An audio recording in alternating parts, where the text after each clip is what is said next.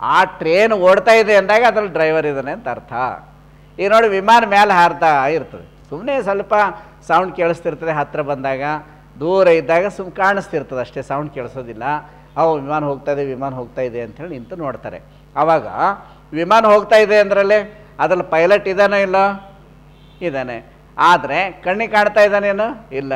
ನಾವು ಕಣ್ಣಿಲ್ಲಿ ನೋಡಿದ್ರೆ ಮಾತ್ರ ನಂಬುತ್ತೇವೆ ಅಂತಂದರೆ ಅದ್ರಲ್ಲಿ ಪೈಲಟ್ ಇಲ್ಲ ಅಂತ ಹೇಳಬೇಕಾಗುತ್ತೆ. ಕಣ್ಣಿಗೆ ಕಾಣ್ತಾ ಇಲ್ಲಲ್ಲ, ಹಾಗಾದರೆ ಯಾಕೆ ನಂಬ್ತೀರಿ?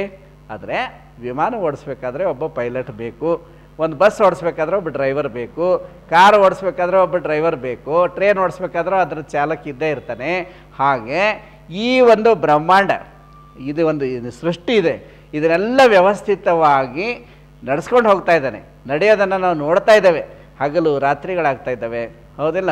ಈ ರೀತಿಯಲ್ಲಿ 12 ತಾಸು ಹಗಲು 12 ತಾಸು ರಾತ್ರಿ ಆಗ್ತಾಯಿದೆ ಅಂದಾಗ ಇಷ್ಟೆಲ್ಲ ವ್ಯವಸ್ಥಿತವಾಗಿ ನಡೆಸ್ಕೊಂಡು ಹೋಗ್ತಕ್ಕಂತಹ ಈ ಒಂದು ಸೃಷ್ಟಿಗೆ, ಈ ಒಂದು ಬ್ರಹ್ಮಾಂಡಕ್ಕೆ ಒಬ್ಬ ಚಾಲಕ, ಒಬ್ಬ ಡ್ರೈವರ ಇದ್ದೇ ಇದ್ದಾನೆ.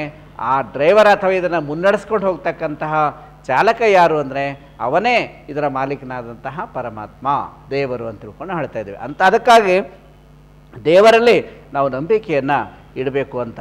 ಆದರೆ ಸ್ವಾರ್ಥಿಯಾದಂತಹ ಮಾನವ ಏನು ಮಾಡ್ತಾರೆ ಅಂದರೆ, ದೇವರಲ್ಲಿ ನಿಜವಾಗಿಯೂ ಕೂಡ ನಂಬಿಕೆ ಇದ್ದವರು ಹಾಗೆ ಹೇಳೋದಿಲ್ಲ. ಯಾರು ಆಧ್ಯಾತ್ಮ ಜೀವಿಗಳು ಪರಮಾತ್ಮನನ್ನು ನಂಬಿರ್ತಾರೆ ಅವ್ರು ಹಾಗೆ ಹೇಳೋದಿಲ್ಲ. ಈಗ ಏನಾದರೂ ಒಂದು ಒಳ್ಳೆಯದಾಯಿತು ಅಂತ ತಿಳ್ಕೊರಿ, ಒಳ್ಳೆಯದಾದಾಗ ಅವ್ರು ಏನು ಮಾಡ್ತಾರೆ, ನಾನೇ ಮಾಡಿದೆ, ಒಂದು ಮನೆ ಕಟ್ಸಿದಾಗ ಇದು ನಾನೇ ಕಟ್ಸಿದೆ, ಇದೆಲ್ಲ ನನ್ನದೇ ಪ್ಲ್ಯಾನ್ ರೀ ಅಂತ ತಿಳ್ಕೊಂಡು ಹೇಳ್ತಾರೆ. ಹೊಲದಲ್ಲಿ ಏನಾದರೂ ಬೆಳೆ ಚೆನ್ನಾಗಿ ಬೆಳೀತು, ಕಬ್ಬು ಬೆಳೀತು ಅಥವಾ ಭತ್ತ ಚೆನ್ನಾಗಿ ಬೆಳೀತು ಅಂತಂದರೆ ಇದೆಲ್ಲ ನಾನೇ ಬೆಳೆದಿದ್ದೀನಿ ರೀ, ನಾನೇ ಬೆಳೆಸಿದ್ದೀನಿ ರೀ ಅಂತ ತಿಳ್ಕೊಂಡು ಅವ್ರ ಗೆಳೆಯರು ಬಂದಾಗೆಲ್ಲ ತೋಟಕ್ಕೆಲ್ಲ ಕರ್ಕೊಂಡು ಹೋಗಿ ಅವರಿಗೆಲ್ಲ ಹೇಳ್ತಾನೆ ಅವ್ರ ಮುಂದೆ, ಎಲ್ಲ ನಾನೇ ಮಾಡಿದ್ದೀನಿ ರೀ, ನಾನೇ ಬೆಳೆಸಿದ್ದೀನಿ ಅಂತ. ಈ ಉತ್ತರ ಕರ್ನಾಟಕ ಗುಲ್ಬರ್ಗ ಬೀದರ್ದಲ್ಲಿ ತೊಗರಿ ಬೆಳೆ ಭಾಳ ಬೆಳೀತಾರೆ. ತೊಗರಿ ಎಲ್ಲ ಗುಲ್ಬರ್ಗದಿಂದ ಬರ್ತಲ್ಲ, ತೊಗರಿ ಬೆಳೆ ಚೆಂದ ಬಂದಾಗ ಈ ನೋಡಿ ತೊಗರಿ ಇದೆಲ್ಲ ನಾನೇ ಬೆಳೆಸಿದ್ದೀನಿ ಅಂಥೇಳಿ ಮನೆಗೆ ಬಂದವರಿಗೆಲ್ಲ ಕೆಲವ್ರು ಕರ್ಕೊಂಡು ಹೋಗಿ ತೋರಿಸ್ತಿರ್ತಾರೆ ನಾನೇ ಬೆಳೆಸಿದ್ದೀನಿ ಅಂತ.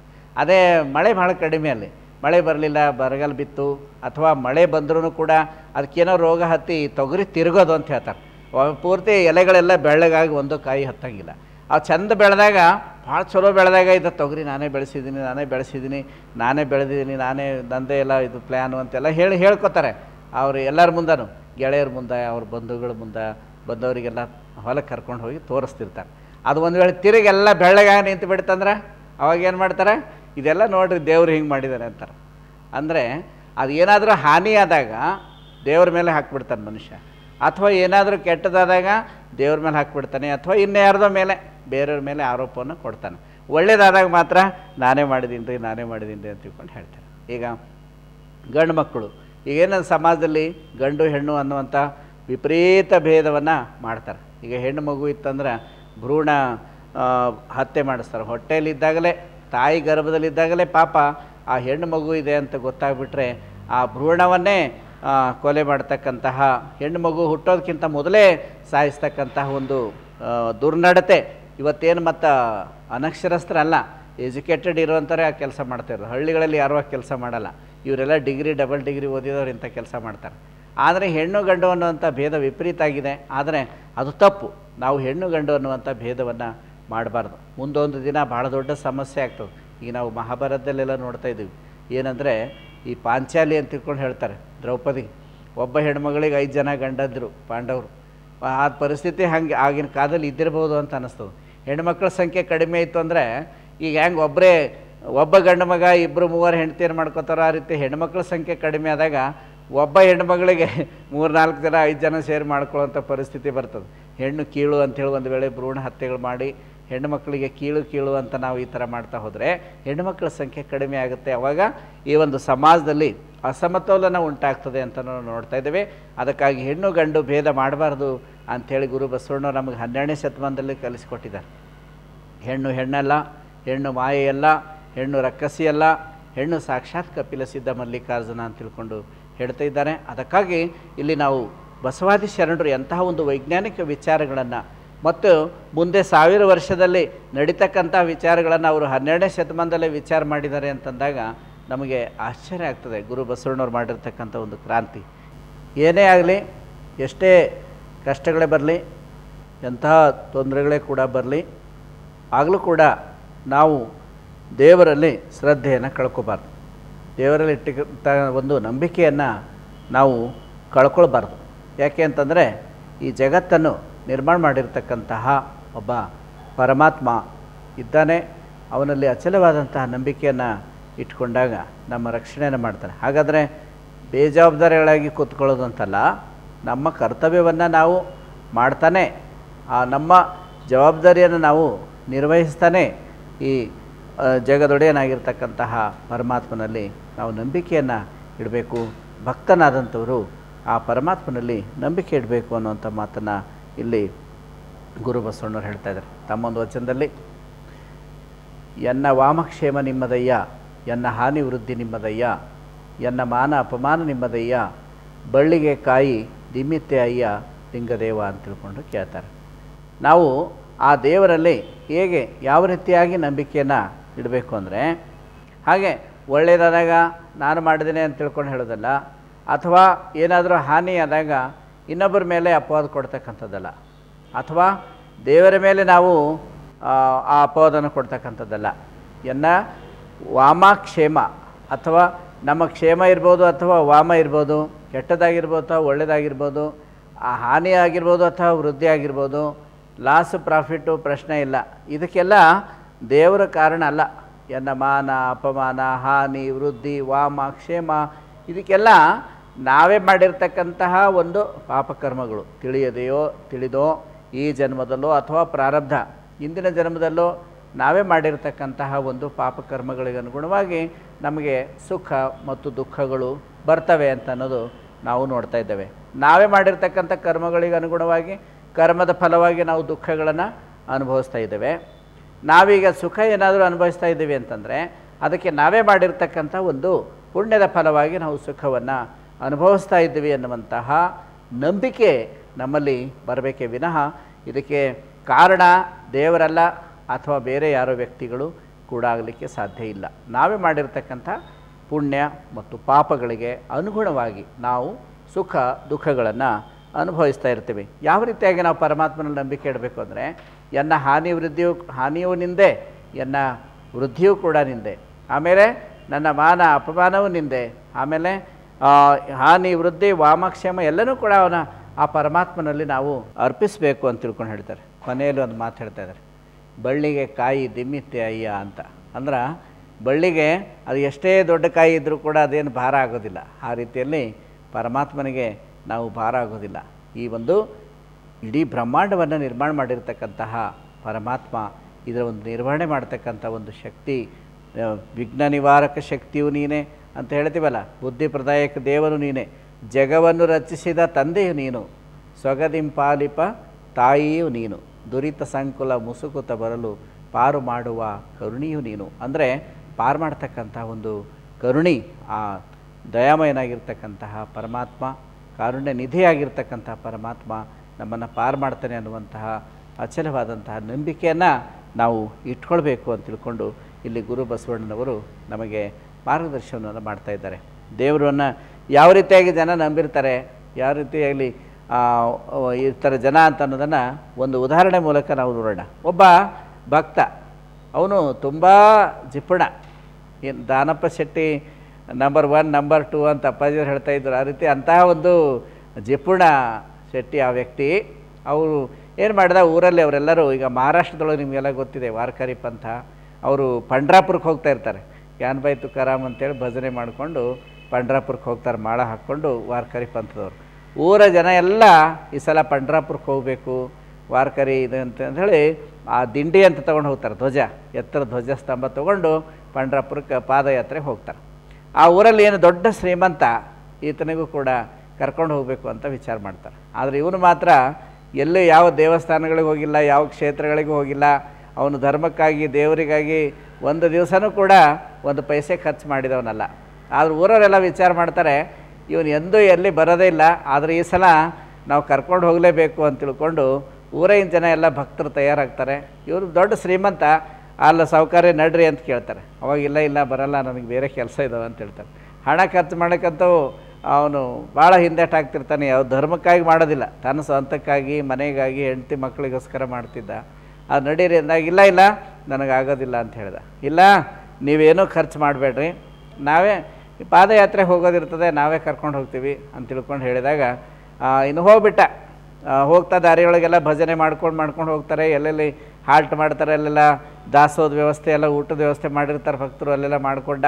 ಎಲ್ಲೊಂದು ಚಹಾ ಕುಡಿತಿರ್ತಾರೆ ಅವರೆಲ್ಲ, ಅವ್ರು ಚಹಾ ಕುಡಿಯುವಾಗ ಒಂದು ಬಿಲ್ ಅವರೇ ಕೊಟ್ಟರು. ಏನೋ ಒಂದು ಪೈಸೆ ಇಲ್ಲದೇ ಪಂಡ್ರಾಪುರವರೆಗೂ ನಡ್ಕೊಂಡು ಹೋಗೇ ಬಿಟ್ಟ. ಹೋದ ನಂತರ ಅಲ್ಲಿ ಭಕ್ತರೆಲ್ಲರೂ ಕೂಡ ಏನು ಮಾಡ್ತಾರೆ, ಚಂದ್ರಭಾಗಾ ನದಿ ಹರಿತದಲ್ಲಿ, ಆ ಚಂದ್ರಭಾಗಾ ನದಿಯೊಳಗೆ ಸ್ನಾನ ಮಾಡಲಿಕ್ಕಂತ ಎಲ್ಲರೂ ಕ್ಯೂ ನಿಂತ್ಕೊಂಡು ಹೋಗ್ತಾರೆ. ಸ್ನಾನ ಮಾಡೋಕ್ಕಂತೆ ಅಲ್ಲಿ ₹1 ಟಿಕೆಟ್ ಇಟ್ಟಿರ್ತಾರೆ. ₹1 ಟಿಕೆಟ್ ಇಟ್ಟಾಗ ಎಲ್ಲರೂ ಏನು ಮಾಡಿದ್ರು, ಅಷ್ಟೊಂದು ನಡ್ಕೊಂಡು ಹೋದಂಥ ಭಕ್ತರು ₹1 ಕೊಡೋದು ಅವ್ರಿಗೇನು ಕಷ್ಟನಾ, ಎಲ್ಲರೂ ತೆಗೆದುಕೊಟ್ರು. ಆಮೇಲೆ ಚಂದ್ರಭಾಗಾ ನದಿಯೊಳಗೆ ಸ್ನಾನ ಮಾಡಿಕೊಂಡ್ರು. ಹೋಗಿ ಎಲ್ಲ ಪಂಡ್ರನಾಥನ ದರ್ಶನ ಸಲುವಾಗೆಲ್ಲ ಹೋಗ್ತಿರ್ತಾರೆ. ಲಾಸ್ಟಿಗೆ ಉಳ್ಕೊಂಡ ಸಾವ್ಕಾರ. ಈಗ ಒಂದು ಪಾಳಿ ಬಂತು, ಅವಾಗ ಅವನು ₹1 ಕೊಡು ಅಂತ ಕೇಳ್ತಾನೆ ಕೌಂಟರ್ನಾಗ ಕೂತ್ಕೊಂಡವನು. ಇವ್ರು ಜಿಪ್ಪಣ ಕೊಡ್ತಾನೆ ಇಲ್ಲ ನೋಡೋಣ ಅಂತ ಪರೀಕ್ಷೆ ಮಾಡೋ ಸಲುವಾಗಿಯೇ ಅಲ್ಲಿ ಸ್ವತಃ ಪಂಡರನಾಥನೇ ಬಂದು ಕಾವಿ ಬಟ್ಟೆ ಉಟ್ಕೊಂಡು ಅಲ್ಲಿ ಸಾಧುನ ವೇಷದಲ್ಲಿ ಕೂತ್ಕೊಂಡಿದ್ದ.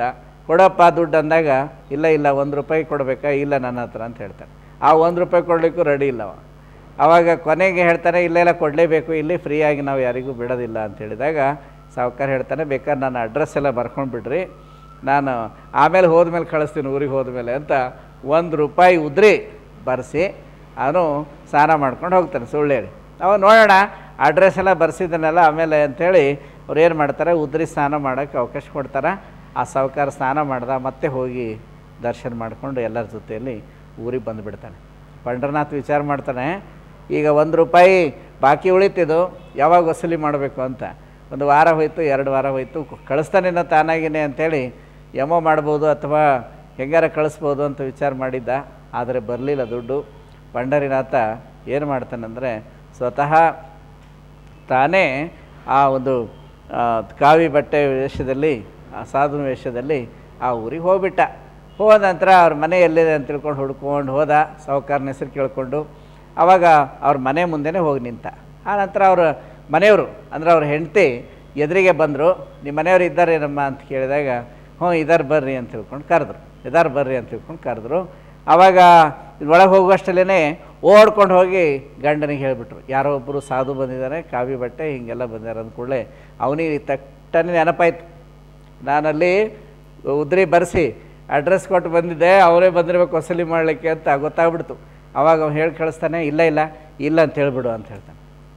ಏನು ರೀ ಸುಳ್ಳು ಹೇಳ್ಬಿಟ್ಟ. ಆವಾಗ ಅವ್ರ ಹೆಂಡತಿ ಬಂದು ಹೇಳ್ತಾರೆ, ಇಲ್ಲ ಇಲ್ಲ ಮನೆಗೆ ಇಲ್ಲ ರೀ ಅಂತ ಹೇಳ್ಬಿಡ್ತಾರೆ.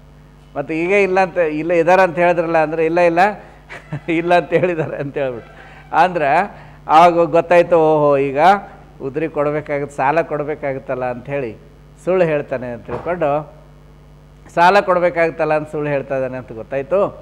ಆಯ್ತು ಎಲ್ಲಿ ಹೋಗಿದ್ದಾರೆ ಅಂತ ಕೇಳ್ತಾನೆ. ಎಲ್ಲಿ ಹೋಗಿದ್ದಾರೆ ಅಂತ ಕೇಳಿದಾಗ ಆವಾಗ ಹೆಣ್ಮಗಳು ಹೇಳ್ತಾಳೆ, ಇಲ್ಲೇ ಹೊರಗಡೆ ಎಲ್ಲಿ ಹೋಗಿದ್ದಾರೆ ಅಂತೇಳಿ.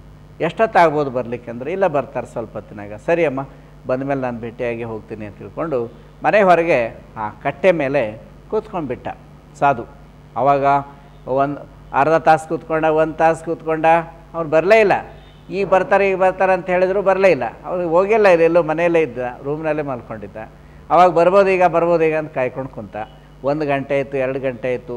ಆ ನಂತರ ಮತ್ತೆ ಹೆಂಡತಿ ಕೈಲಿ ಹೇಳಿ ಕಳಿಸ್ತಾನೆ, ಈ ಯಾಕೋ ಸಾಧು ಇವರು ಬಿಟ್ಟು ಹೋಗಂಗೆ ಕಾಣೋದಿಲ್ಲ, ದುಡ್ಡು ಇಸ್ಕೊಂಡೇ ಹೋಗ್ಬೇಕು ಅಂತ ಕೂತ್ಕೊಂಡ್ಬಿಟ್ಟಿದ್ದಾನೆ ಕಟ್ಟೆ ಮೇಲೆ. ಅದಕ್ಕೆ ಅವನಿಗೆ ನಮ್ಮ ಮನೆ ಯಜಮಾನ್ರು ಬರಲ್ಲ, ಈಗ ನಮ್ಮ ಯಜಮಾನ್ರು ಸತ್ತು ಹೋಗಿದ್ದಾರೆ ಅಂತ ಹೇಳು ಅಂತ ಹೇಳಿ ಕಳಿಸ್ತಾರೆ. ಆವಾಗ ಯಜಮಾನ್ರು ಸತ್ತು ಹೋಗಿದ್ದಾರೆ ಅಂದಾಗ ಇವ್ರು ಬಿಡಬೇಕಲ್ಲ ಅಷ್ಟು ಸುಲಭವಾಗಿ. ಇವನು ಸಾಧು ಏನು ಮಾಡ್ತಾನಂದರೆ, ಹೌದಾ ಸತ್ತೋಗಿದ್ದಾರೆ ಅಂದರೆ ಇದು ಒಳ್ಳೆಯ ಪುಣ್ಯ ಅವ್ರದ್ದು, ನಾನು ಮತ್ತು ಪಂಡ್ರಾಪುರದಿಂದ ಬಂದಿದ್ದೀನಿ. ಈಗ ಅವರಿಗೆ ಏನು ಮಾಡ್ತಾರೆ, ವೈದಿಕ ಧರ್ಮ ಪ್ರಕಾರ ಅವ್ರಿಗೆ ಈ ಕಟ್ಟಿಗೆಗಳೆಲ್ಲ ಜೋಡಿಸಿ ಶವದಹನ ಮಾಡ್ತಾರಲ್ಲ, ಅವೆಲ್ಲ ಜೋಡಿಸಿ ರೆಡಿ ಮಾಡೋಕ್ಕೆ ಶುರು ಮಾಡ್ತಾರೆ. ನಾನು ಅವರಿಗೆ ಚಿತಾದಹನ ಮಾಡೇ ಹೋಗ್ತೀನಿ ಅಂಥೇಳಿ ಆ ಸಾಧು ಅಲ್ಲೇ ಕೂತ್ಕೊಂಡ್ಬಿಟ್ಟ. ಮತ್ತು ಅವ್ರಿಗೆ ದಹನ ಮಾಡೇ ಹೋಗ್ಬಿಡ್ಬೇಕಂತ ತಿಳ್ಕೊಂಡು ಕೂತ್ಕೊಂಡ್ಬಿಟ್ಟ. ಅವನಿಗೆ ಇನ್ನೂ ಗಾಬರಿ ಆಯಿತು, ಹೌದಾ ಹೀಗೆ ಮಾಡ್ತಾಯಿದ್ದಾನೆ ಅಂದರೆ ರೆಡಿ ಮಾಡಿರಿ, ಕಟ್ಟಿಗೆಗಳೆಲ್ಲ ತೊಗೊಂಡು ಹೋಗ್ರಿ, ನನ್ನ ಇದು ಮಾಡಲಿಕ್ಕೆ ಶವದಹನ ಮಾಡಲಿಕ್ಕೆಲ್ಲ ರೆಡಿ ಮಾಡಿರಿ ಅಂತ ತಿಳ್ಕೊಂಡು ಆ ಸ್ಮಶಾನ ಭೂಮಿಗೆಲ್ಲ ಕಟ್ಟಿಗೆ ಕಳಿಸ್ತಾರೆ, ಎಲ್ಲ ಮಾಡ್ತಾರೆ, ಅಲ್ಲಿಗೆ ಒಟ್ಟಿಸ್ಬಿಡ್ತಾರೆ ಬಣವೆ. ಆಮೇಲೆ ಈ ಒಂದು ಚಟ್ಟ ಥರ ಮಾಡ್ತಾರಲ್ಲ, ಜಯರಾಮ್ ಶ್ರೀರಾಮ್ ಅಂತ ಹೇಳ್ಕೊಂಡು ಅವ್ರು ಹೇಳ್ತಾರೆ ವೈದ್ಯ ಧರ್ಮ ಪ್ರಕಾರ ಹಾಟ್ ಥರ ಎತ್ಕೊಂಡು ಹೋಗ್ಲಿಕ್ಕೆಲ್ಲ ರೆಡಿ ಮಾಡಿಸಿದ್ರು, ಮಲಗಿಸಿದ್ರು, ತೊಗೊಂಡು ಹೋದರು ಸ್ಮಶಾನ ಕಡೆ. ಆ ಸಾಧುನು ಕೂಡ ಜೊತೆಯಲ್ಲೇ ಹೋಗಿ ಇನ್ನೇನು ಪಂಡ್ರಾಪುರದಿಂದ ಮಹಾರಾಜ್ ಬಂದಾರ, ಸಾಧು ಬಂದಾರ, ಅವ್ರ ಕೈಲಿನೇ ಬೆಂಕಿ ಹಚ್ಚಿಸ್ಬೇಕು ಅಂತ ಎಲ್ಲ ಕೈಯಾಗ ಕೊಡ್ತಾರೆ. ಅವಾಗ ಅವ ಬೆಂಕಿಗೆ ಇದು ಹಿಡುವಾಗ ಹೇಳ್ತಾರೆ, ಏನಪ್ಪ ₹1 ಸಲುವಾಗಿ ನೀನು ವಿನಾಕಾರಣ ನೀನು ಸತ್ತು ಹೋಗ್ಲಿಕ್ಕೆ ರೆಡಿ ಆಗಿದೆಯಲ್ಲ, ₹1 ಕೊಟ್ಬಿಟ್ಟು ಬಾ ಸುಮ್ಮನೆ ಕೆಳಗಿಳಿದು ಬದುಕು ಅಂತ ತಿಳ್ಕೊಂಡು ಸಾಧು ಹೇಳ್ತಾನೆ ಹಣ್ಣಿಗೆ. ಅವಾಗ ಹೇಳ್ತಾನೆ ಸಾಹುಕಾರ ಹೇಳ್ತಾನೆ, ₹1 ಸಾಲ ಮನ್ನಾ ಮಾಡ್ತೀನಿ, ಮಾಫಿ ಮಾಡ್ತೀನಿ ಅಂತ ತಿಳ್ಕೊಂಡು ಹೇಳಿದ್ರೆ ಬರ್ತೀನಿ, ಇಲ್ಲದ್ರೆ ಇಲ್ಲ ಅಂತ ತಿಳ್ಕೊಂಡು ಹೇಳ್ತಾನೆ. ಅಂದರೆ ನಾವು ಏನು ತನ್ನ ಸ್ವಂತಕ್ಕೋಸ್ಕರ ಏನೆಲ್ಲ ಖರ್ಚು ಮಾಡ್ಕೊಳ್ಳಿಕ್ಕೆ ರೆಡಿ ಇರ್ತಾರೆ. ಕಾಂಚನಕ್ಕೆ ವೇಳೆ ಉಂಟು, ಲಿಂಗಕ್ಕೆ ವೇಳೆ ಇಲ್ಲ ಅಂತ ತಿಳ್ಕೊಂಡು ರೊಕ್ಕ ರೊಕ್ಕ ರೊಕ್ಕ ರೊಕ್ಕ ಅಂಥೇಳಿ ಕಪ್ಪೆಗಳ ಥರ ತಾವು ಬರೀ ರೊಕ್ಕ ಹಣ ಗಳಿಸೋದ್ರಲ್ಲೇ ತಮ್ಮ ಸಮಯವನ್ನು ವೇಸ್ಟ್ ಮಾಡ್ತಿರ್ತಾರೆ. ಮತ್ತು ಎಷ್ಟೋ ಜನ ನಾನು ದೇವರಿಗೋಸ್ಕರ ಅದು ಕೊಟ್ಟೆ ಇದು ಕೊಟ್ಟೆ ಅದು ಕೊಟ್ಟೆ ಇದು ಕೊಟ್ಟೆ ಅಂತ ತಿಳ್ಕೊಂಡು ಹೇಳ್ತಾರೆ. ಆದರೆ ದೇವರಿಂದ ತಾನು ಏನು ಪಡ್ಕೊಂಡಿದ್ದೀನಿ ಅಂತ ಯಾರೂ ಕೂಡ ಹೇಳೋದಿಲ್ಲ. ಏನ್ರಿ, ದೇವರು ಎಲ್ಲವನ್ನೂ ಕೊಡ್ತಾನೆ ಮತ್ತು ಕ್ಷಮಿಸಿಬಿಡ್ತಾನೆ. ಮಾನವ ಎಲ್ಲನೂ ಪಡ್ಕೊಳ್ತಾನೆ ಮತ್ತು ಮರ್ತು ಬಿಡ್ತಾನೆ. God gives and forgives, man gets and forgets ಅಂತ ತಿಳ್ಕೊಂಡು ಹೇಳ್ತಾರೆ. ಏನು ಕೊಟ್ಟರೂ ಕೂಡ ಪರಮಾತ್ಮ ಕೊಡ್ತಾನೆ ಇರ್ತಾನೆ ಮತ್ತು ಕ್ಷಮಿಸ್ತಾ ಇರ್ತಾನೆ ನಮ್ಮ ತಪ್ಪುಗಳನ್ನು. ಆದರೆ ಮನುಷ್ಯ ಮಾತ್ರ ಎಲ್ಲ ಪಡ್ಕೊಳ್ತಾನೆ, ಎಲ್ಲ ತಗೊಳ್ತಾನೆ ಮತ್ತು ಆ ದೇವರನ್ನು ಮರ್ತೇ ಬಿಡ್ತಾನೆ. ನನಗೇನು ಕೊಟ್ಟಿದ್ದಾನೆ, ನನಗೇನು ದೇವ್ರು ಕೊಟ್ಟಿದ್ದಾನೆ ಅಂತ ತಿಳ್ಕೊಂಡು ಹೇಳ್ತಾ ಇದ್ದಾರೆ. ನಾವು ದೇವ್ರು ಏನು ಕೊಟ್ಟಿದ್ದಾನೆ ಅಂತ ಸ್ವಲ್ಪ ವಿಚಾರ ಮಾಡಿರಿ. ನೀವು ಹೊಲ, ಸಂಪತ್ತು, ಆಸ್ತಿ ಇದೆಲ್ಲ ವಿಚಾರ ಲೆಕ್ಕ ಹಾಕೋದು ಬೇಡ. ನಮ್ಮ ಶರೀರದಲ್ಲೇ ನಾವು ವಿಚಾರ ಮಾಡೋಣ. ಈಗ ನಮ್ಮ ಕೈಗೆ 5 ಬೆರಳುಗಳಿದೆ, ಈ ಕೈಗೆ 5 ಬೆರಳುಗಳಿದೆ, ಕಾಲಿಗೆ ಈ ಕಾಲಿಗೆ 2, 5, ಈ ಕಾಲಿಗೆ 5, ಅಂದರೆ 20 ಬೆರಳು. ಸುಮಾರು ಈಗ ಒಂದು 20 ಬೆರಳಿದೆ ನಮಗೆ. ಈ ಒಂದು ಕೈ ಬೆರಳು ಯಾರಿಗೋ ಒಬ್ಬರು ಕಿರಿ ಬೆರಳು ಬೇಕಾಗಿದೆ. ಒಂದು ₹10,000 ಕೊಡ್ತೀನಿ ಅಂತಂತ ಹೇಳಿದ್ರೆ ನೀವು ಈ ಬೆರಳನ್ನು ಕತ್ತರಿಸ್ಕೊಡ್ತೀರೇನು, ಕಟ್ ಮಾಡಿ ಕೊಡ್ತೀರೇನು? ಕೊಡಲ್ಲ. ಹಾಗಾದರೆ ಒಂದು ಬೆರಳಿನ ಬೆಂಬಲ ಬೆಲೆ ಎಷ್ಟಾಯಿತು ಅಂದಾಜು ಇಟ್ಕೊಳ್ರಿ. ಸುಮಾರು ಎಷ್ಟು? 10,000. ಇದಕ್ಕೆ 10,000, 20,000, 30,000, 40,000, 50,000, 5 ಬೆರಳಿಂದ 50,000, 10 ಬೆರಳಿಂದ 1 ಲಕ್ಷ, 20 ಬೆರಳಿಂದ 2 ಲಕ್ಷ. ಬರೀ ಬೆರಳುಗಳೇ 2 ಲಕ್ಷದ ಬೆಲೆ ಆಯಿತು. ದೇವರು ನಮಗೆ ಉಚಿತವಾಗಿ ಫ್ರೀಯಾಗಿ 2 ಕಿಡ್ನಿಗಳನ್ನು ಕೊಟ್ಟಿದ್ದಾನೆ. ನಿಮ್ಗೆ ಯಾರಾದರೂ ಒಂದು ₹4,00,000 ಕೊಡ್ತೀನಿ, ಒಂದು ಕಿಡ್ನಿ ಕೊಡ್ರಿ, ನಮ್ಮ ಕಿಡ್ನಿ ಫೇಲ್ ಆಗಿದೆ ಅಂದರೆ ಯಾರಾದರೂ ಕೊಡ್ಲಿಕ್ಕೆ ರೆಡಿ ಆಗ್ತಾರೇನ್ರಿ? ಇಲ್ಲ. ಹಾಗಾದ್ರೆ ಒಂದು ಕಿಡ್ನಿ ಬೆಲೆ ₹4,00,000, 2 ಕಿಡ್ನಿ ಬೆಲೆ ಎಷ್ಟಾಯಿತು? ₹8,00,000 ಆಯಿತು. ನೀವೇನಾದ್ರು ಪರ್ಚೇಸ್ ಮಾಡಿದ್ದೀರಾ? ಫ್ರೀಯಾಗಿ ದೇವ್ರು ಕೊಟ್ಟಿದ್ದಾನೆ. 2 ಕಿಡ್ನಿ ಕೊಟ್ಟಿದ್ದಾನೆ, ಲಿವರ್ ಕೊಟ್ಟಿದ್ದಾನೆ, ಹಾರ್ಟ್ ಕೊಟ್ಟಿದ್ದಾನೆ, ಬ್ರೇನ್ ಕೊಟ್ಟಿದ್ದಾನೆ, ಕಣ್ಣುಗಳು. ನಿಮ್ಮ ಕಣ್ಣು ತೆಗೆದು ಬೇರೆಯವರಿಗೆ ಹಾಕ್ಬೋದು, ಕಣ್ಣಿಲ್ಲದೆ ಇರೋರಿಗೆ. ನಿಮ್ಗೊಂದು ₹5,00,000 ಕೊಡ್ತೀವಿ, ಒಂದು ಕಣ್ಣು ಕೊಡ್ರಿ ಅಂದರೆ ಯಾರಾದರೂ ಕಣ್ಣು ಕೊಡ್ತಾರಾ? ಕೊಡೋದಿಲ್ಲ. ಹಾಗಾದ್ರೆ ಒಂದು ಕಣ್ಣಿನ ಬೆಲೆ ಎಷ್ಟು? 5 ಲಕ್ಷ. 2 ಕಣ್ಣಿನ ಬೆಲೆ ₹10,00,000 ಆಯಿತು. ನೀವು ಇದೇ ರೀತಿ ನಮ್ಮ ಅಂಗಾಂಗಗಳ ಒಂದು ಬೆಲೆ ಕಟ್ತಾ ಹೋದರೆ ನಾವೇ ಕೋಟ್ಯಾಧಿಪತಿಗಳಿದ್ದೀವಿ. ಏನ್ರಿ, ನಾವೇ ಕೋಟ್ಯಾಧಿಪತಿ ಕಾರ್ಯಕ್ರಮ ಬರ್ತಲ್ಲ, ಕಾರ್ಯಕ್ರಮದ ಪ್ರತಿಯೊಬ್ಬರು ಕೋಟ್ಯಾಧಿಪತಿಗಳೇ ಇದ್ದೀವಿ. ನಾವೆಲ್ಲರೂ ಕರೋಡ್ಪತಿನೇ ಇದ್ದೀವಿ. ದೇವರು ಇಷ್ಟೆಲ್ಲವನ್ನು ನಮಗೆ ಕೊಟ್ಟರು ಕೂಡ ದೇವರಿಗೆ ಕೃತಜ್ಞತೆಯನ್ನು ಸಲ್ಲಿಸೋದು ಮಾತ್ರ ಮಾನವ ಮಾಡೋದಿಲ್ಲ. ಭಾಳಷ್ಟು ಜನ ದೇವರು ಏನು ಕೊಟ್ಟಿದ್ದಾನೆ ಅಂತ ಕೇಳ್ತಾರೆ. ಅದಕ್ಕಾಗಿ ಆ ದೇವರನ್ನು ನಾವು ನಂಬಬೇಕು ಮತ್ತು ದೇವರು ಕೊಟ್ಟಿರ್ತಕ್ಕಂಥ ಒಂದು ದೇಣ ಅಂತ ಹೇಳ್ತಾರೆ ಹಿಂದಿಯೊಳಗೆ. ಆ ಕೊಡುಗೆ ಏನಿದೆ, ಆ ದೇವರೇ ನಮಗೆ ದಾನವಾಗಿ ಉಚಿತವಾಗಿ ಏನು ಕೊಟ್ಟಿದ್ದಾನೋ ಅಂತಹ ಒಂದು ಕೇವಲ ಕೊಡುಗೆ ದೇವರು ಕೊಟ್ಟಿದ್ದನ್ನು ತಗೊಂಡು ನಾವು ಮರ್ತು ಬಿಟ್ಟಿವಿ ಅಂದರೆ ನಾವು ಕೃತಜ್ಞರಾಗ್ತಾಯಿದ್ದೇವೆ.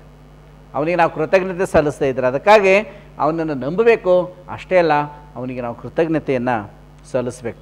ಇನ್ನೊಂದು ವಚನದಲ್ಲಿ ಗುರು ಬಸವಣ್ಣವ್ರು ಹೇಳ್ತಾರೆ, ಗಂಡನ ಮೇಲೆ ಸ್ನೇಹವಿಲ್ಲದ ಹೆಂಡತಿ, ಲಿಂಗದ ಮೇಲೆ ನಿಷ್ಠೆ ಇಲ್ಲದ ಭಕ್ತ, ಇದ್ದಡೇನೋ ಶಿವಶಿವ, ಹೋದಡೇನೋ ಶಿವಶಿವ ಅಂತ ತಿಳ್ಕೊಂಡು ಹೇಳ್ತಾರೆ. ಅಂದರೆ ಗಂಡನ ಮೇಲೆ ಸ್ನೇಹವಿಲ್ಲದಂಥ ಹೆಂಡತಿ, ಇಲ್ಲಿ ಲೌಕಿಕ ಉದಾಹರಣೆಯನ್ನು ಯಾಕೆ ಕೊಡ್ತಾರೆ ಅಂತಂದರೆ, ಗಂಡನ ಮೇಲೆ ಹೆಂಡತಿಯ ನಂಬಿಕೆ ಇರಬೇಕು, ಹೆಂಡತಿ ಮೇಲೆ ಗಂಡನ ನಂಬಿಕೆ ಇರಬೇಕು. ಅಂದಾಗ ಮಾತ್ರ ಅಲ್ಲಿ ಸಂಸಾರ ಸುಸೂತ್ರವಾಗಿ ನಡೀಲಿಕ್ಕೆ ಸಾಧ್ಯ ಇದೆ. ಇವತ್ತು ಈ ಒಂದು ವೈಜ್ಞಾನಿಕ ಕಂಪ್ಯೂಟರ್ ಯುಗದಲ್ಲಿ ಇಬ್ಬರು ಕೂಡ ಕೆಲಸ ಮಾಡದೇ ಇದ್ದರೆ ನಡೆಯಲ್ಲ. ಗಂಡನೂ ಕೂಡ ಯಾವುದೋ ಆಫೀಸಲ್ಲಿ ಕಂಪ್ನಿಯಲ್ಲಿ ಕೆಲಸ ಮಾಡಬೇಕು, ಹೆಂಡತಿನೂ ಕೂಡ ಮಾಡಬೇಕು. ಹೆಂಡತಿ ಗಂಡ ಇಬ್ಬರು ಕೂಡ ಬೇರೆ ಬೇರೆ ಕಡೆ ಕೆಲಸ ಮಾಡಿ ಮತ್ತೆ ಮಷೀನ್ಗಳ ಥರ ದುಡಿದು ಮನೆ ಬರಬೇಕು. ಇಂಥ ಒಂದು ಸಂದಿಗ್ಧ ಪರಿಸ್ಥಿತಿಯಲ್ಲಿ ಗಂಡನ ಮೇಲೆ ಹೆಂಡತಿ ವಿಶ್ವಾಸ ಇರಬೇಕು, ಹೆಂಡತಿಯ ಮೇಲೆ ಗಂಡನ ವಿಶ್ವಾಸ ಇರಬೇಕು, ಸ್ನೇಹ ಇರಬೇಕು. ಒಂದು ವೇಳೆ ಪ್ರೀತಿ ವಿಶ್ವಾಸ ಅನ್ನೋದು ಇರಲಿಲ್ಲ ಅಥವಾ ಸ್ನೇಹ ಅನ್ನೋದು ಇರಲಿಲ್ಲ ಅಂತಂದರೆ ಆ ಮನೆ ಸುಸೂತ್ರವಾಗಿ ನಡೀಲಿಕ್ಕೆ ಸಾಧ್ಯ ಇಲ್ಲ. ಅದಕ್ಕಾಗಿ ಗೃಹಸ್ಥರು ಕೂಡ ಇದನ್ನು ನೆನಪಿನಲ್ಲಿ ಇಟ್ಕೋಬೇಕು. ಗಂಡನ ಮೇಲೆ ಸ್ನೇಹವಿಲ್ಲದ ಹೆಂಡತಿ ಹೇಗಪ್ಪ ಅಂದರೆ ಆ ಲಿಂಗದ ಮೇಲೆ ನಿಷ್ಠೆ ಇಲ್ಲದ ಭಕ್ತನೂ ಕೂಡ ಅಷ್ಟೇ ಉಪಯೋಗ ಇಲ್ಲ ಅಂತ. ಏಕೆಂದರೆ ನಾವು ಲಿಂಗ ಕಟ್ಕೊಂಡು ಕೂಡ ಅದ್ರ ಮೇಲೆ ನಿಷ್ಠೆ ಇರಲಿಲ್ಲ ಅಂದರೆ ಏನು ಪ್ರಯೋಜನ ಅಂತ ಕೇಳ್ತಾರೆ, ಹೌದಲ್ಲ? ಬರೀ ಮದುವೆ ಮಾಡ್ಕೊಂಡಿವಿ, ಗಂಡನ ಮೇಲೆ ಸ್ನೇಹ ಇರಲಿಲ್ಲ ಅಂತಂದರೆ ಏನು ಪ್ರಯೋಜನ? ಇಂಥವರು ಇದ್ದರೇನೋ ಶಿವ ಹೋದಡೇನೋ ಶಿವ ಅಂತ ತಿಳ್ಕೊಂಡು ಹೇಳ್ತಾರೆ. ಇವತ್ತು ನಾವು ಅನೇಕ ಜನ ನೋಡ್ತಾ ಇದ್ದೀವಿ, ಈ ಅಲ್ಲೇ ಯಾರೇ ಆಗಿರ್ಬೋದು, ಎಷ್ಟೇ ದೊಡ್ಡ ವ್ಯಕ್ತಿ ಆಗಿರ್ಬೋದು, ಮುಖ್ಯಮಂತ್ರಿಗಳಾಗಿರ್ಬೋದು ಅಥವಾ ಮಾಜಿ ಮುಖ್ಯಮಂತ್ರಿಗಳಾಗಿರ್ಬೋದು, ಲಿಂಗನಿಷ್ಠೆ ಇಲ್ಲದೆ ಇದ್ದಾಗ ಸ್ವಧರ್ಮಕ್ಕೆ ದ್ರೋಹವನ್ನು ಮಾಡಿ ಅವರು ಬೇರೆ ಏನೆಲ್ಲ ಎಲ್ಲೆಲ್ಲೋ ಹುಡುಕಾಡಿ ತನ್ನ ಧರ್ಮಕ್ಕೆ ತಾನು ಕಟ್ಟಿಕೊಂಡಿರ್ತಕ್ಕಂತಹ ಲಿಂಗಕ್ಕೆ ದ್ರೋಹ ಮಾಡಿದಾಗ ಯಾವ್ಯಾವ ಕಷ್ಟಗಳನ್ನು ಅನುಭವಿಸಬೇಕಾಗುತ್ತೆ ಅನ್ನೋದನ್ನು ನಾವು ಪ್ರತ್ಯಕ್ಷ ಇವತ್ತು ನೋಡ್ತಾ ಇದ್ದೇವೆ. ಎಷ್ಟೋ ಜನ ನೋಡ್ತಾ ಇದ್ದೀವಿ, ರಾಜಕಾರಣಿಗಳು ನೋಡ್ತಾ ಇದ್ದೀವಿ, ಸಮಾಜದಲ್ಲಿ ಅನೇಕ ಜನ ಎಂತಹ ಪಂಡಿತನಾಗಲಿ ಮೂರ್ಖನಾಗಲಿ ಅವ್ರು ಮಾಡಿರ್ತಕ್ಕಂಥ ಕರ್ಮಗಳನ್ನು ಅವರು ಅನುಭವಿಸಲೇಬೇಕಾಗುತ್ತೆ. ಅದಕ್ಕಾಗಿ ಇಂಥವ್ರು ಇದ್ದರೇನೋ ಶಿವ ಹೋದಡೇನೋ ಶಿವ ಅಂತ ಗುರು ಬಸವಣ್ಣನವರು ನೊಂದ್ಕೊಂಡು ಹೇಳ್ತಾ ಇದ್ದಾರೆ. ಅದಕ್ಕಾಗಿ ನಾವು ನೋಡ್ತಾ ಇದ್ದೇವೆ, ಸ್ವಧರ್ಮಕ್ಕೆ ನಾವು ಯಾವತ್ತೂ ಕೂಡ ದ್ರೋಹವನ್ನು ಮಾಡಬಾರ್ದು. ನಾವು ಎಷ್ಟೇ ದೊಡ್ಡ ವ್ಯಕ್ತಿಗಳಾಗಿದ್ದರೂ ಕೂಡ ನಾವು ಆ ರೀತಿಯಲ್ಲಿ ಮಾಡಬಾರ್ದು. ಇನ್ನೊಂದು, ಗುರು ಬಸವಣ್ಣನವರು ಕೊಟ್ಟಿರ್ತಕ್ಕಂಥ ಅತ್ಯಂತ ವೈಜ್ಞಾನಿಕವಾದಂಥ ಒಂದು ಧರ್ಮ, ಈ ಲಿಂಗಾಯತ ಧರ್ಮದ ಪ್ರಕಾರ ಇಷ್ಟಲಿಂಗವನ್ನು ನಾವು ಗುರುವಿನಿಂದ ದೀಕ್ಷೆ ಮೂಲಕ ನಾವು ಪಡ್ಕೊಳ್ತೀವಿ. ಇಷ್ಟಲಿಂಗ ಧಾರಣೆಯಾದ ನಂತರ ನಾವು ಲಿಂಗ ತತ್ವದ ಹೊರತಾಗಿ ನಡೆದುಕೊಳ್ಬಾರ್ದು ಅಂತ.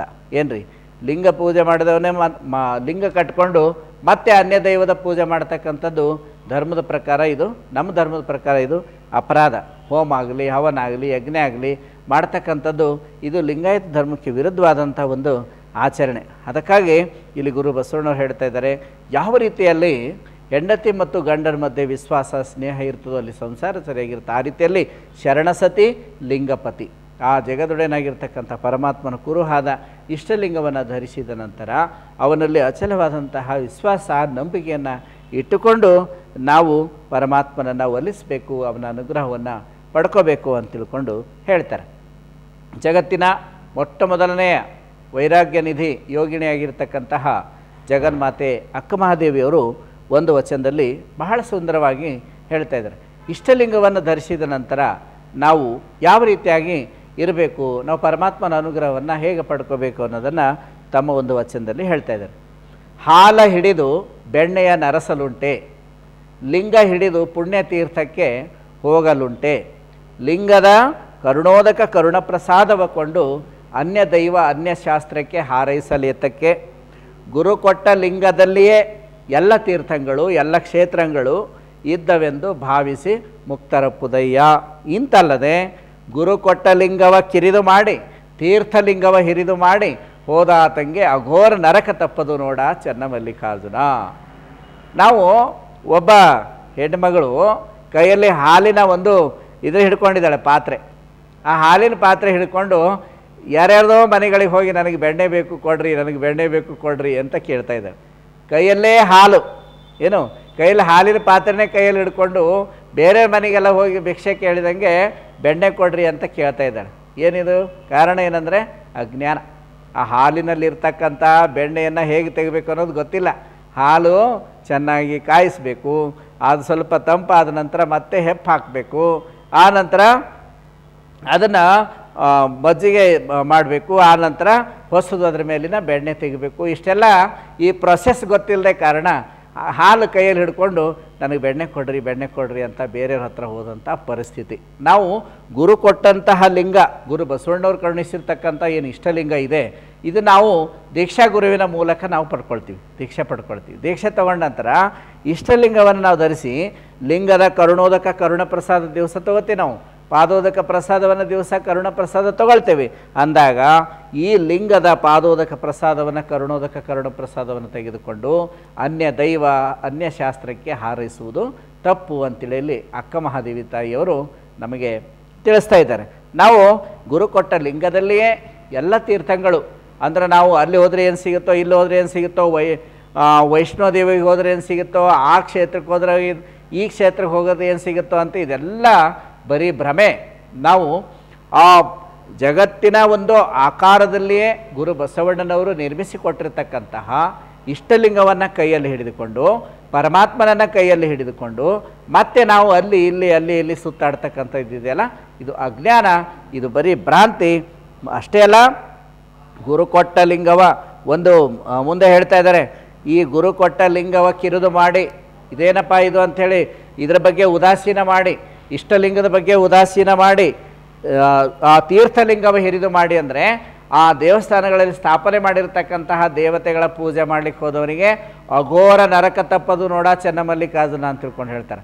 ಅಘೋರ ನರಕ ಅಂದರೆ ನಮ್ಮಲ್ಲಿ ಸತ್ತ ನಂತರ ನರಕ ಸಿಗ್ತದೆ ಅಥವಾ ಸ್ವರ್ಗ ಸಿಗ್ತದೆ ಅನ್ನೋದನ್ನು ಬಸವಣ್ಣವ್ರು ಒಪ್ಪೋದಿಲ್ಲ.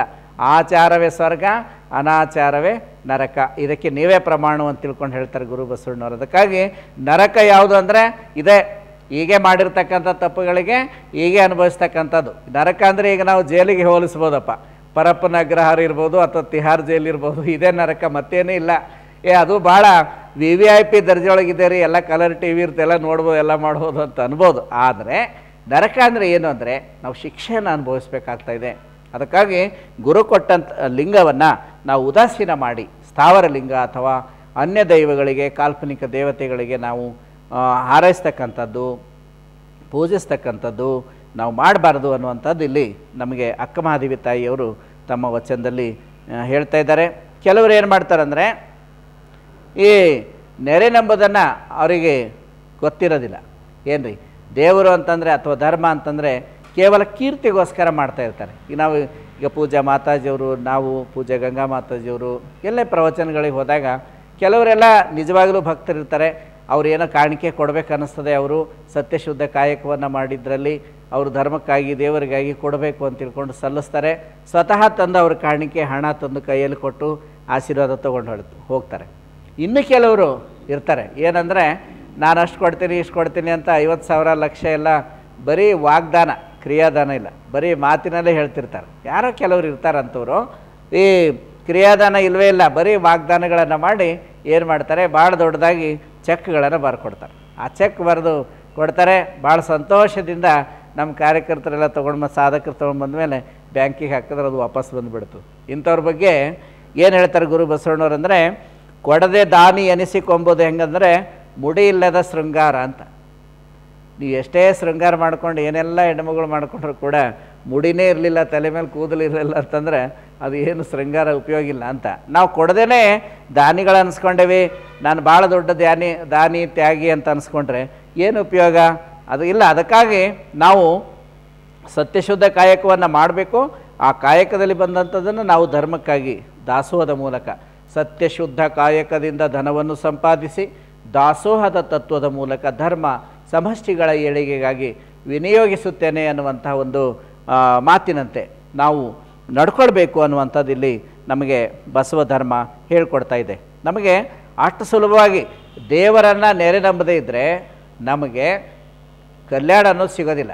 ಕಲ್ಯಾಣ ಅಂದರೆ ಕಲ್ಯಾಣ ಭಾಳ ಈಸಿ ಬಿಡ್ರಿ, ಈಗ ಡೈರೆಕ್ಟ್ ಬೆಂಗಳೂರಿಂದ ಬಸವ ಕಲ್ಯಾಣ ಬಸ್ಸಿಗೆ ಹತ್ತಿರ ಹೋಗ್ಬಿಡ್ತೀವಿ ಅಂತ. ಕಲ್ಯಾಣ ಅಂದರೆ ಆತ್ಮ ಕಲ್ಯಾಣ ಅಥವಾ ನಮ್ಮ ಒಂದು ಮುಕ್ತಿ ಏನು ಇದೆ, ಆ ಪರಮಾತ್ಮನ ಅನುಗ್ರಹವನ್ನು ಪಡ್ಕೋಬೇಕಾದ್ರೆ ಅದು ಸಾಧ್ಯ ಇಲ್ಲ.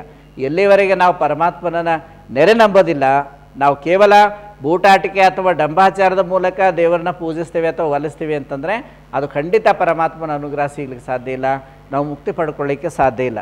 ಅಕ್ಕಮಹಾದೇವಿ ತಾಯಿಯವರು ಇನ್ನೊಂದು ಚೆಂದಾಗಿ ಹೇಳ್ತಾರೆ, ನಮಗೆ ಮುಕ್ತಿ ಅಥವಾ ಆ ಕಲ್ಯಾಣ ಅನ್ನೋದು ನಮಗೆ ಯಾವಾಗ ಸಿಗ್ತದಂದರೆ, ಕಲ್ಯಾಣವೆಂಬುದು ಇನ್ನಾರಿಗೂ ಹೋಗಬಾರದಯ್ಯ, ಅಸಾಧ್ಯ